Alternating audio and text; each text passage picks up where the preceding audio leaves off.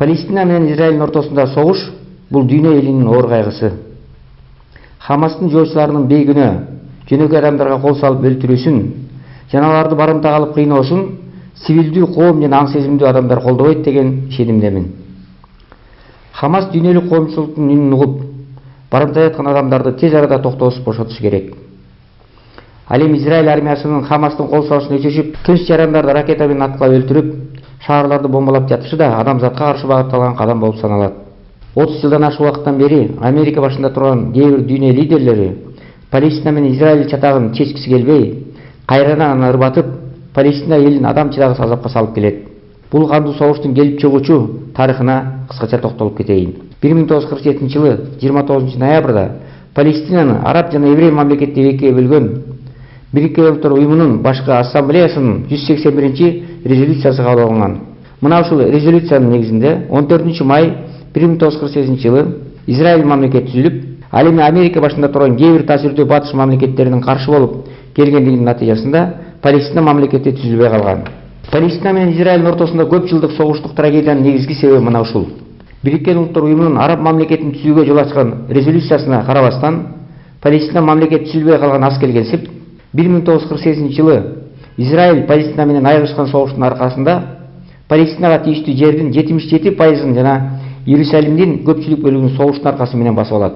Ал эми Бириккен Улуттар уюмунун 181 резолюциясынын негизинде араб мамлекетин түзүү үчүн берилген жер ошол убакта Иордания менен Египеттин көзөмөлүндө калат. 1967 жылы Палестина менен болгон 6 күндүк согуштун учурунда Израиль араб мамлекетин түзүү үчүн Бириккен Улуттар уюмунун чечими менен берген жерлерди Газ секторун жана Иордан дарыясынын батыш жээгин жана чыгыш Иерусалимди да ээлеп, кийин аны аннексиялап алууга жетишти. 1967-73 жылдардын ортосунда палестиналыктардын өз жеринен массалык кетүүсүнүн экинчи этабы башталып, кеткендердин саны 5,5 миллионго жетип, палестиналыктардын жерин Израиль Бириккен Улуттар уюмунун резолюциясына жана бардык эл аралык укуктук актылардын талаптарына карабай одоно бузуп, баскынчылык менен ээлеп алган. Мына ушуга байланыштуу Бириккен Улуттар уюмунун Коопсуздук кеңеши мурдагы чечимдерине кошумча иретинде номер 242 резолюциясын кабыл алып, Израилдин куралдуу күчтөрүн Палестинанын басып алган территориясынан чыгып кетүү чечимин чыгарат.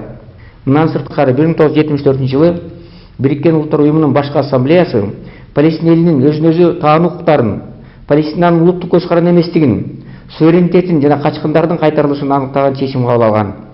Бирок Палестинанын өз алдынча мамлекет болуп түзүлүшүнө Бириккен Улуттар уюмунун Коопсуздук кеңешинин туруктуу мүчөлөрү болгон Америка Кошмо Штаты, Улуу Британия жана Франция мамлекеттери каршы болгондуктан Палестина Бириккен Улуттар уюмунун Израиль сыяктуу толук кандуу мүчөсү боло албай келет.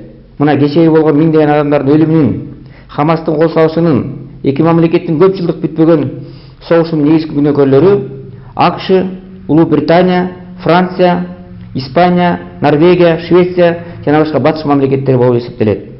Дүйнөлүк коомчулуктун алдында бул чындыкты ачык айтуу учурдун азыркы талабы. Дүйнө лидерлери, Бириккен Улуттар уюмунун Коопсуздук кеңешинин туруктуу мүчөлөрү Палестина эли мамлекеттүүлүгүнө жетмейинче мындай согуш чексиз улана берерин жакшы билип, жакын аралыктарда тийиштүү чечим кабыл алышы учурдун талабы.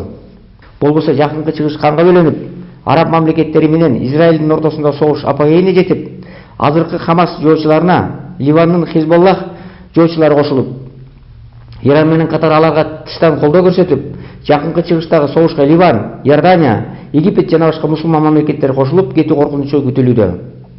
Эгер дүйнө лидерлери жакынкы чыгыштагы курчуп бара жаткан абалды жөнгө сала албаса, ага Россия менен Украинанын ортосунда болуп жаткан согуш кошумча болуп, 3-дүйнөлүк согуш чыгып кетүү мүмкүнчүлүгү реалдуулукка айланат.